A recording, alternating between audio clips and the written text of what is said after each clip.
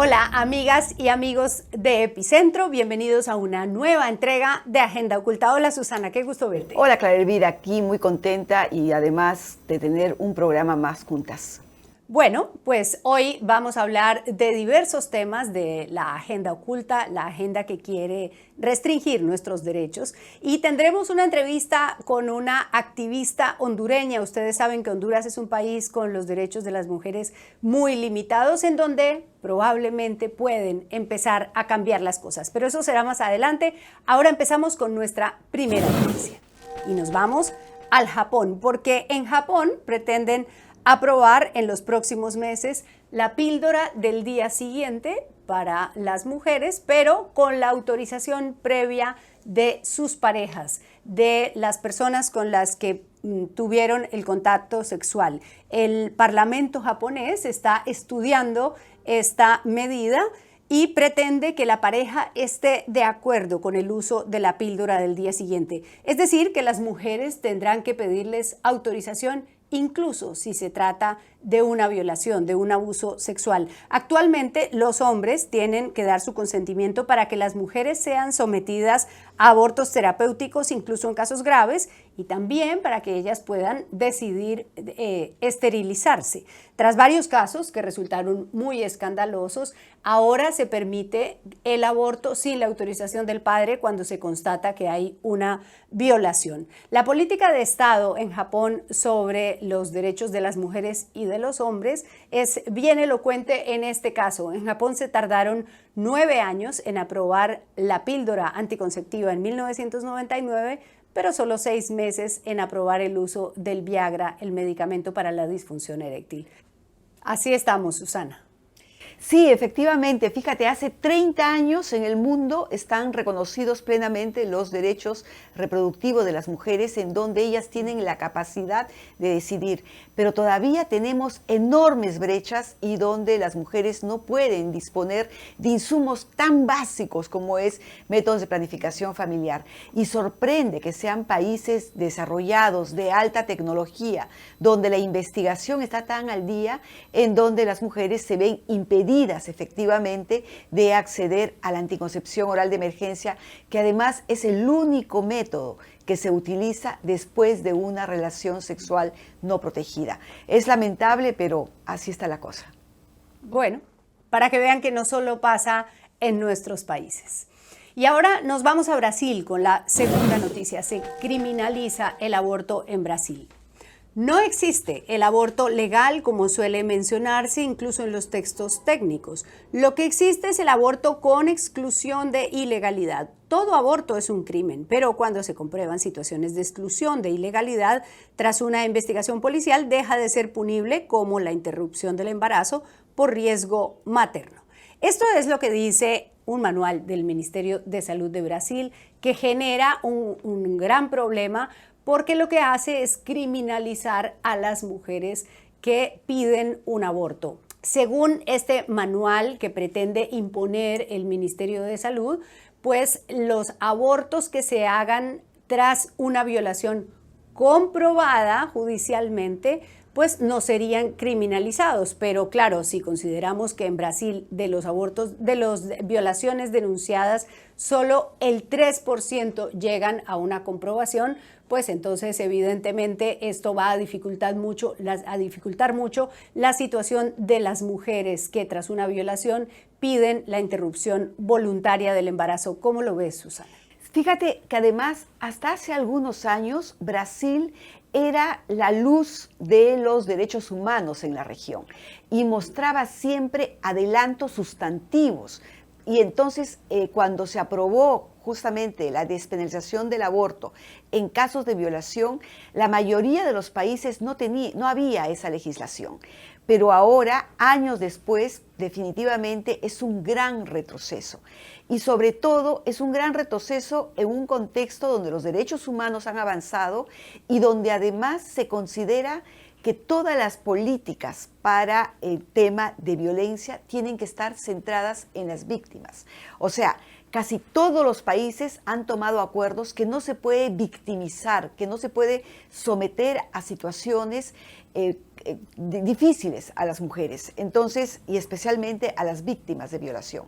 Y esto lo que hace en todo caso es colocar en esta situación de sospecha, y lo cual no es aceptable en ningún lado del mundo. Entonces, ahí Brasil tiene una agenda por resolver y espero que los cambios que se vengan, después que se vaya el señor presidente que actualmente Bolsonaro, que ya lo conocemos por sus medidas demasiado peligrosas, vuelva de alguna manera a recuperar ese sentido de justicia y de avance de las mujeres. También algo está cambiando en la opinión pública, porque en los últimos años, desde el 2018 hasta el 2022, cambió la opinión de la gente frente a la despenalización del aborto. Antes, en el 2018, el 41% estaba en contra de la despenalización, y ahora el 32%. Esa cifra se ha ido reduciendo porque la realidad está superando a la gente y se está dando cuenta de cuál es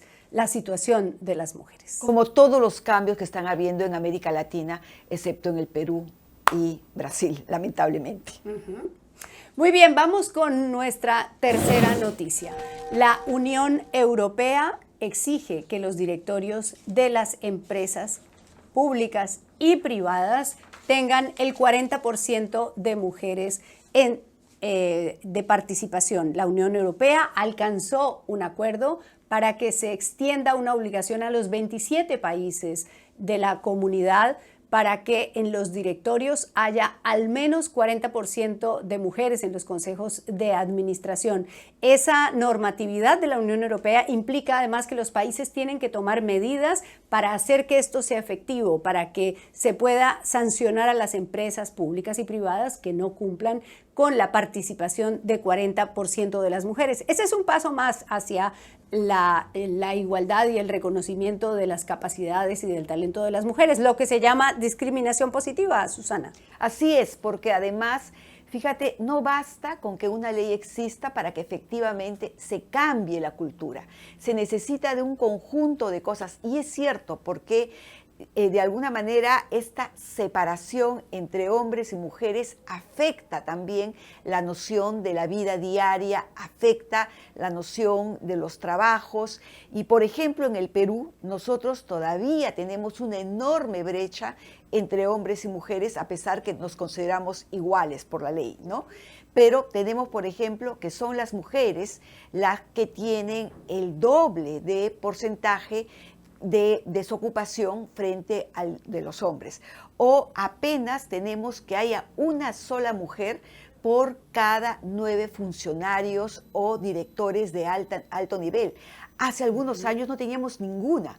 Entonces, es decir, los cambios necesitan esfuerzos, pero además necesita trabajarse desde pequeños y pequeñas. Por eso es que el enfoque de género es tan importante en la educación, porque este es algo que se va formando de generación en generación. Lamentablemente en el Perú acabamos de renunciar a estos avances y ojalá que estos impactos se lleguen a cambiar a tiempo y no nos afecten todavía más. Y ahora nos vamos a Honduras. Les dijimos que teníamos una entrevista de Centroamérica. Nuestra invitada de hoy es Cristina del Carmen Alvarado. Ella es representante del Movimiento de Mujeres por la Paz Visitación Padilla, y le damos las gracias por estar aquí con nosotras en Agenda Oculta. Gracias, Elvira. Es un gusto enorme poder compartir con ustedes en Agenda Oculta. Muy bien, Cristina, muchas gracias también por estar con nosotras. Mira, digamos, Honduras es reconocido como uno de los países más retrógrados en términos de derechos de las mujeres. Tienen prohibido el aborto terapéutico, tienen prohibido la anticoncepción oral de emergencia desde hace muchos años, y además hay una política en contra del reconocimiento de la diversidad sexual. Pero ustedes han ido cambiando, ¿no? Entonces, ¿cómo es que ustedes ahora enfrentan estos desafíos cuando hay una presidenta mujer? me parece que es la primera en su historia y además que es progresista. ¿Y cómo ven el trabajo de ella en un escenario donde la presencia de los grupos conservadores es sumamente fuerte? Así es, Elvira. Creo que está en un terreno pantanoso, por decirlo de alguna manera. Efectivamente, Xiomara ha dado muestras de un pensamiento progresista. Lamentablemente, a pesar de la legitimidad que le hemos dado por nuestros votos, difícilmente tiene el poder en este gobierno, porque está montada en una estructura patriarcal y el partido como tal, Libertad y Refundación, que dice que es de izquierda, es una suma de ideologías, pero lo que menos tiene de izquierda y de progresista, no digamos en materia de derechos de las mujeres y particularmente lo que tiene que ver con derechos sexuales y reproductivos y con la diversidad sexual. Ya dio muestras, claro que tenemos la esperanza de que se logren avances, pero hoy ya contamos producto de el caso Vicky Hernández, que fue llevado a la Corte Interamericana de Derechos Humanos. Hoy sí hemos avanzado a contar con una ley que permita la identidad de acuerdo a la identidad y orientación sexual. Eso ha generado un revuelo por ahí, por el conservadurismo que nos rodea, pero creemos que ese ya es un elemento que tenemos que celebrar. No así con relación a los derechos de las mujeres. Existe esa prohibición de las PAE, al menos las PAE consideramos que podría ella ya derogar ese decreto ministerial porque está dentro de las funciones del Ejecutivo. Lamentablemente creo que eso es algo que ella ha negociado y que está postergando en función de cómo se van dando las cosas. Heredó un país complejísimo, una situación tremenda en términos de corrupción, del montaje de una estructura criminal en toda la institucionalidad y el desmantelamiento de esa institucionalidad. Así que no la tiene fácil y nosotras entendemos eso. Has hablado de los grupos conservadores. Quiero preguntarte concretamente cómo se está moviendo la iglesia, qué está pasando con esa agenda conservadora para que no haya cambios, para que no haya avances. ¿Tienen ustedes, las organizaciones sociales, hoy fuerza suficiente para luchar con esa agenda conservadora? Ay, tenemos la voluntad, tenemos el compromiso, pero no creo que tengamos la fuerza suficiente porque somos países muy marcados por el tradicionalismo, el conservadurismo, pero sobre todo por la religiosidad.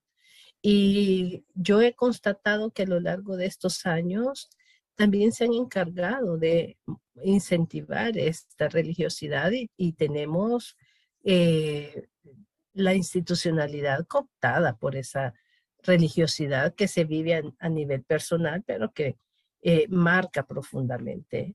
Nosotras estamos luchando día a día para transformar esta situación. Creo que es bien importante, sin embargo, los recursos que se manejan a nivel de las iglesias, porque además no son solamente las iglesias, también está ese sector de la empresa privada, que es muy de derecha, muy conservadora, pero que además plantea un esquema tradicional del ser familias, el, el plantearse estereotipos y roles de hombres y mujeres que permea toda a nivel de medios de comunicación, que son los dueños de esos medios de comunicación. Entonces, lamentablemente, luchamos, y lo hemos tenido claro, que luchamos contra corriente.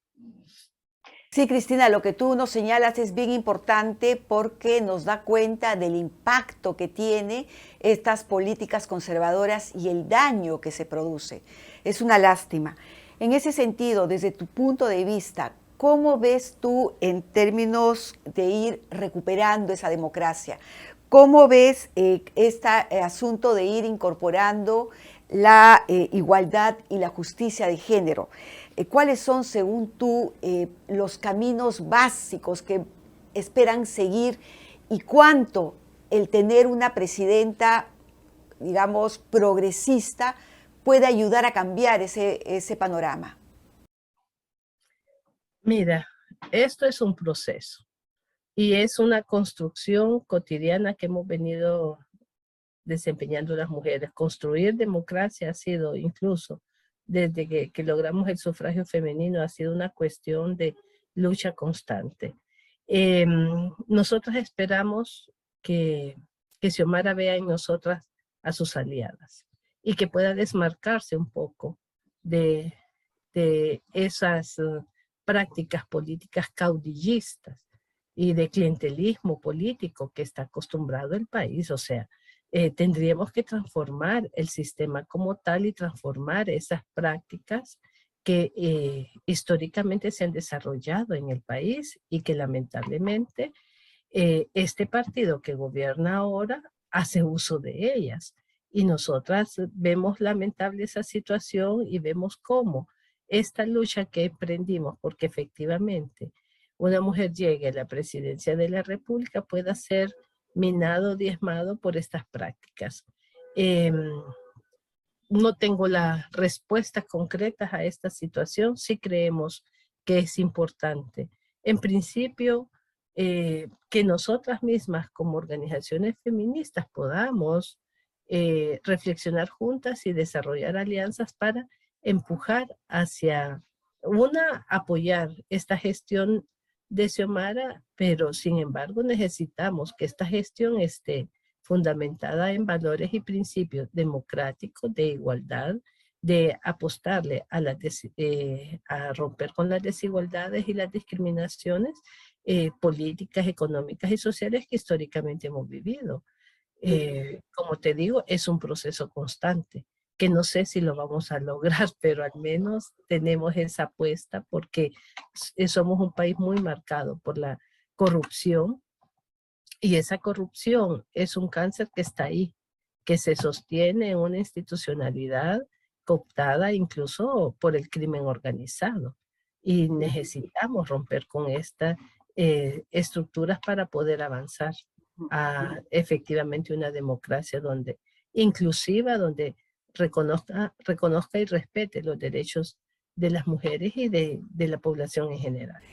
Cristina, el año pasado el Congreso aprobó, la Asamblea aprobó un decreto ley para blindar la prohibición del aborto. En Honduras es uno de los países probablemente el que tiene más restricciones para el acceso al aborto, y entonces organizaciones presentaron ante la Corte Suprema una demanda, pero ha pasado varios meses y la Corte admitió la demanda de inconstitucionalidad, pero no ha fallado. ¿Es normal esa demora?